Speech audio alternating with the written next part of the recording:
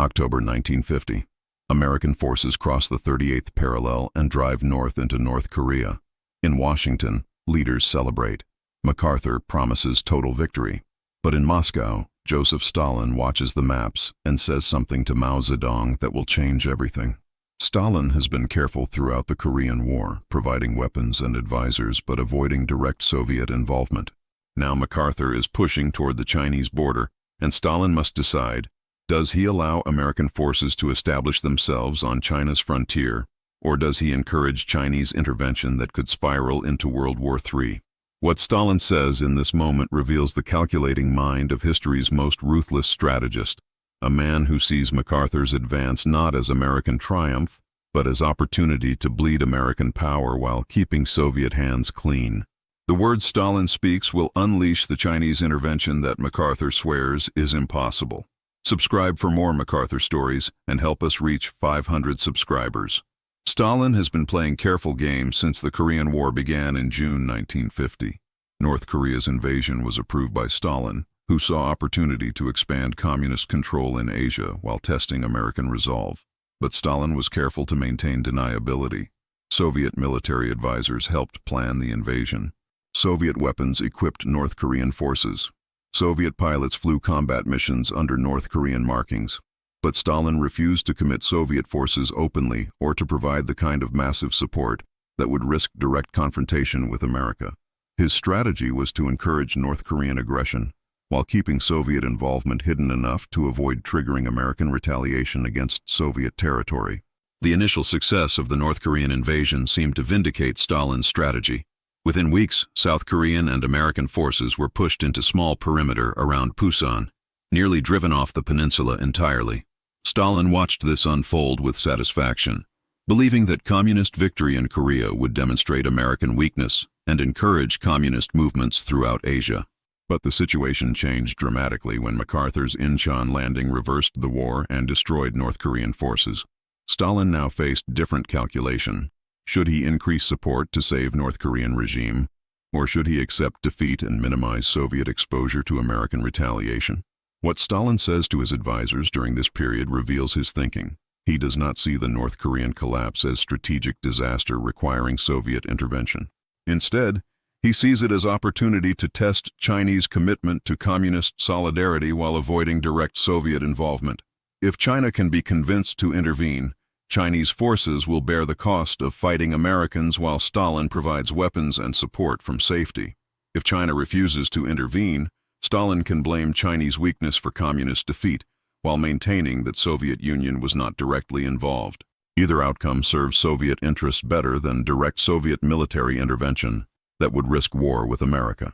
The key to Stalin's strategy is convincing Mao Zedong that Chinese intervention is necessary, while ensuring that Soviet Union does not have to fight Americans directly. Stalin knows that Mao is reluctant to intervene because China is exhausted from years of civil war, and because fighting American military power seems suicidal. But Stalin also knows that Mao cannot allow American forces to establish themselves on Chinese border without appearing weak and without creating permanent security threat to Chinese revolution. Stalin's task is to exploit Mao's fears while offering just enough Soviet support to make intervention seem possible without committing Soviet forces to actual combat. When MacArthur crosses the 38th parallel in early October and drives north toward the Yalu River, Stalin recognizes this as the moment when Chinese intervention becomes likely. Mao has been warning that China cannot tolerate American forces on its border. MacArthur's advance makes that threat immediate and forces Mao to decide between accepting American presence or intervening militarily, despite the risks. What Stalin says to Mao during this crucial period, documented in Soviet archives released after the Cold War, shows Stalin encouraging Chinese intervention while remaining deliberately vague about the extent of Soviet support. He tells Mao that Soviet Union will provide weapons and air cover, but he avoids specific commitments that would obligate Soviet forces to combat. Stalin is pushing Mao toward war while keeping Soviet options open. Stalin's manipulation of Mao Zedong during the crisis of October 1950 demonstrates why Stalin was such effective and ruthless strategist. He understands that Mao needs both reassurance and pressure to make the difficult decision to intervene in Korea. Stalin provides both through carefully calibrated messages that emphasize the threat MacArthur's advance poses to China, while hinting at Soviet support without making firm commitments. The goal is to make Mao believe that intervention is necessary and possible without Stalin having to commit Soviet forces directly to combat against Americans. What Stalin says in messages to Mao during this period is masterclass in strategic manipulation. He emphasizes that if China allows American forces to occupy all of Korea, China will face hostile military power directly on its border indefinitely. He argues that American forces will not stop at the Yalu River but will use Korea as base to threaten China itself. He suggests that fighting now, when American forces are overextended, offers better odds than waiting until America consolidates control of Korea and turns attention to undermining Chinese communist regime. All of these arguments are designed to make Mao see intervention as necessary for Chinese security rather than as favor to Stalin or sacrifice for international communist solidarity. But Stalin pairs these arguments, emphasizing necessity with hints of Soviet support that make intervention seem feasible. He tells Mao that Soviet Union will provide weapons, ammunition, and equipment that Chinese forces need. He suggests that Soviet air power might provide cover for Chinese operations. He implies that if China carries the burden of fighting Americans, Soviet Union will support China politically and materially. These promises are deliberately ambiguous. Stalin does not commit to specific levels of support or to direct Soviet military involvement. He leaves Mao with the impression that support will be forthcoming while maintaining flexibility to limit Soviet exposure if the war goes badly. The critical moment comes in mid-October when Mao appears to waver. Chinese military commanders are warning that intervention could be catastrophic disaster. American air power and firepower advantages seem overwhelming. The risk that intervention triggers wider war involving direct Soviet-American conflict terrifies Mao's advisors. Stalin recognizes that if Mao backs down, the opportunity to bleed American power through Chinese proxy will be lost. What Stalin says in this moment is calculated to overcome Mao's hesitation. He tells Mao that failure to act will mean China has accepted American domination of Asia and that Chinese revolution will be constantly threatened by American military presence on its border. He frames non-intervention as cowardice and strategic stupidity that will haunt China for decades. Stalin's manipulation succeeds. Mao decides to intervene, and Chinese forces begin crossing the Yalu River in late October. Stalin has achieved exactly what he wanted. Chinese forces will fight Americans, bearing the casualties and risks, while Soviet Union provides support from distance. If Chinese intervention succeeds in pushing Americans back, Stalin can claim credit for supporting communist victory. If Chinese intervention fails catastrophically, Stalin can blame Chinese military incompetence while minimizing Soviet losses. Either way, American military power will be tied down in Asian land war, weakening American position in Europe, where Stalin's primary interests lie. The manipulation has worked perfectly, and MacArthur's confident advance into North Korea has created the conditions that make Stalin's strategy possible. If you're learning something new about MacArthur's impact on history, subscribe to help us reach 500 subscribers. What makes Stalin's response to MacArthur's crossing of the 38th parallel so significant is that it reveals Stalin's broader strategic thinking about the Cold War and about how to compete with American power without risking direct Soviet-American conflict. Stalin understands that Soviet Union cannot defeat America in direct military confrontation, especially not in 1950, when American nuclear arsenal is far superior to Soviet capabilities.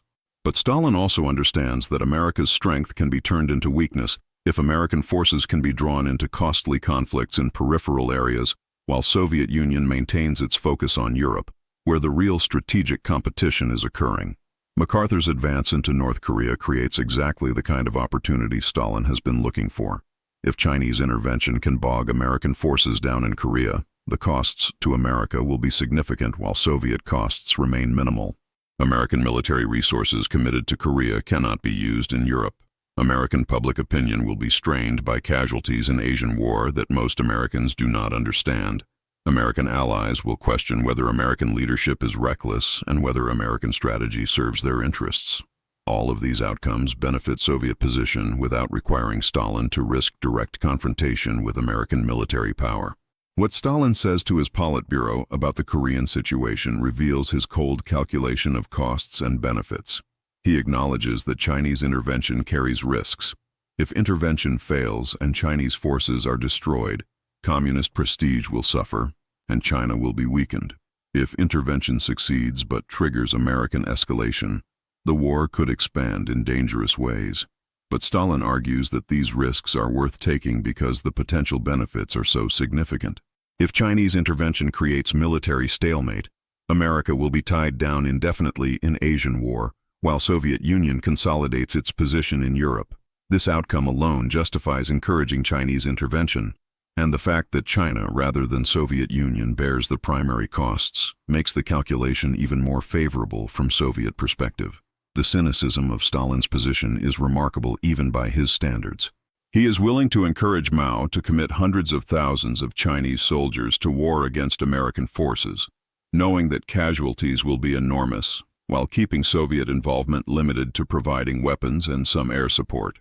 Stalin has no emotional attachment to Chinese lives or to Chinese revolutionary success. He views China purely as a tool to advance Soviet interests, and if large numbers of Chinese soldiers die fighting Americans, that serves Soviet purposes by weakening American military power and tying down American forces without costing Soviet lives.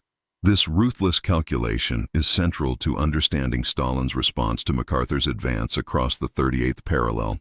What Stalin hopes to achieve is not communist victory in Korea, but prolonged stalemate that bleeds American power and demonstrates limits of American military capability. If Chinese intervention can push American forces back from the Chinese border and create grinding war of attrition near the 38th parallel, Stalin wins regardless of which side eventually prevails. American forces will be committed to Korea for years. American casualties will mount, American public will become disillusioned with the war, and American allies will question American judgment. Meanwhile, Soviet Union can focus on consolidating control in Eastern Europe, developing its nuclear arsenal, and supporting communist movements elsewhere without diverting resources to direct military confrontation with America. MacArthur's confident advance into North Korea makes this strategy possible by creating the threat that motivates Chinese intervention. When Chinese forces crossed the Yalu River and attacked MacArthur's overextended armies in late November 1950, Stalin watches the results with grim satisfaction. The Chinese intervention produces exactly the kind of military crisis Stalin hoped for. American and United Nations forces, caught by surprise and badly positioned, suffer catastrophic defeats. The confident advance that MacArthur promised would end the war by Christmas turns into desperate retreat through frozen mountains. American casualties mount rapidly. The aura of American military invincibility is shattered. And all of this happens without Soviet forces being directly engaged, allowing Stalin to maintain plausible deniability about Soviet role in the disaster. What Stalin says privately about the Chinese intervention's success reveals his strategic satisfaction. He notes that American forces are being humiliated by a Chinese army that lacks air power, has limited modern equipment, and operates with primitive logistics. This demonstrates that American technological superiority is not decisive advantage when fighting determined enemy on terrain that favors defenders. Stalin believes this lesson will resonate throughout the communist world and will encourage revolutionary movements to challenge American power, knowing that American military might has limits. The psychological impact of Chinese success in Korea matters as much as the tactical victories, and Stalin understands this psychological dimension in ways that MacArthur never does. But Stalin's satisfaction is tempered by awareness that the situation could still spiral out of control. MacArthur is publicly advocating for expanding the war to China, for bombing Chinese territory, and potentially for using nuclear weapons. If Truman authorizes these escalations, the war could expand in ways that force Soviet direct involvement. Stalin monitors the situation carefully, prepared to pull back Soviet support if it appears that the war will expand to general conflict. But Truman's refusal to authorize MacArthur's expanded war strategy relieves Stalin's concerns. The war will remain limited to Korea. Chinese forces will continue to bear the burden of fighting Americans, and Soviet involvement can remain limited to providing weapons and support from safe distance. The eventual firing of MacArthur by Truman in April 1951 is additional bonus from Stalin's perspective. The public conflict between Truman and MacArthur demonstrates divisions within American leadership. It shows that civilian control of military is a contentious issue even in American democracy. It suggests that American strategy is confused and uncertain. All of these perceptions benefit Soviet propaganda efforts and make it easier for Stalin to argue that capitalist democracies are inherently weak because they cannot sustain difficult conflicts when public opinion turns negative. MacArthur's dismissal validates Stalin's calculation that American democracy has vulnerabilities that can be exploited through prolonged conflicts that create political divisions and public frustration. The ultimate consequence Stalin desires from the Korean War is strategic stalemate that ties down American forces indefinitely without Soviet Union having to fight Americans directly. By encouraging Chinese intervention at the moment when MacArthur crossed the 38th parallel, Stalin created conditions that produced exactly this outcome. The war eventually ends in armistice near the 38th parallel, with neither side achieving decisive victory. From Stalin's perspective, this is ideal result. American military power has been demonstrated to have limits. China has been drawn closer to Soviet Union through dependence on Soviet military support. American resources committed to Korea cannot be used in Europe, and Soviet Union has avoided direct military confrontation with America while achieving all these benefits. What Stalin said when MacArthur crossed the 38th parallel set in motion events that served Soviet strategic interests perfectly, while MacArthur's certainty about easy victory created the conditions that made Stalin's strategy possible. What Stalin said when MacArthur crossed the 38th parallel reveals essential truths about Cold War competition and about how weaker powers can compete effectively with stronger adversaries. Stalin understood that Soviet Union could not defeat America in direct military confrontation, but he also understood that America's strength could be turned into weakness through clever manipulation. By encouraging Chinese intervention in Korea while avoiding direct Soviet involvement, Stalin created proxy conflict that achieved multiple Soviet objectives without risking Soviet forces. This strategy of using proxies to bleed American power while maintaining Soviet safety became model for Cold War competition that lasted for decades. The immediate legacy of Stalin's manipulation was Korean War that lasted 3 years and cost tens of thousands of American lives. MacArthur's confident prediction that the war would be won quickly and easily proved catastrophically wrong, and Stalin's calculation that Chinese intervention would create prolonged stalemate proved accurate. The war ended without resolution of underlying political issues, leaving Korea divided and creating frozen conflict that persists 70 years later. These outcomes served Stalin's interests far better than they served American interests, and they resulted directly from Stalin's decision to encourage Chinese intervention at the moment when MacArthur crossed the 38th parallel. The broader strategic lesson from Stalin's response to MacArthur's advance is that reckless confidence creates opportunities for clever adversaries to exploit. MacArthur was certain that China would not intervene, certain that if China did intervene, American forces would defeat them easily, and certain that pushing to the Yalu River served American interests. Stalin understood that this certainty made MacArthur vulnerable to strategic surprise, and that MacArthur's advance would provoke Chinese intervention that could be manipulated to serve Soviet purposes. Stalin's cold realism about power and interests proved more effective than MacArthur's confident assumptions about American military superiority. What makes Stalin's handling of the Korean War significant in Cold War history is that it established a pattern that would repeat in Vietnam and other conflicts. The strategy of using proxies to fight Americans while Soviet Union provided support from distance allowed Soviet Union to compete globally with American power without risking direct Soviet-American conflict that could trigger nuclear war. Stalin recognized that in nuclear age, direct superpower conflict was too dangerous, but proxy conflicts offered way to advance communist interests while managing escalation risks. This insight shaped Soviet strategy throughout Cold War and created the pattern of limited wars that characterized the era. Stalin died in March 1953, just months before the Korean War ended in armistice. He did not live to see the final outcome of the conflict he had helped to create, but the strategic pattern he established when he encouraged Chinese intervention in response to MacArthur's crossing of the 38th parallel outlived him by decades. The lesson that reckless confidence by stronger power creates opportunities for manipulation by weaker but cleverer adversary remains relevant to understanding international conflict. MacArthur's certainty that his strategic vision was correct and that warnings about Chinese intervention were overcautious created the conditions that allowed Stalin to exploit American overconfidence. The consequences of that exploitation shaped the Korean War, MacArthur's career, and Cold War competition for years after Stalin's death. Subscribe to discover more about MacArthur's decisions that changed history.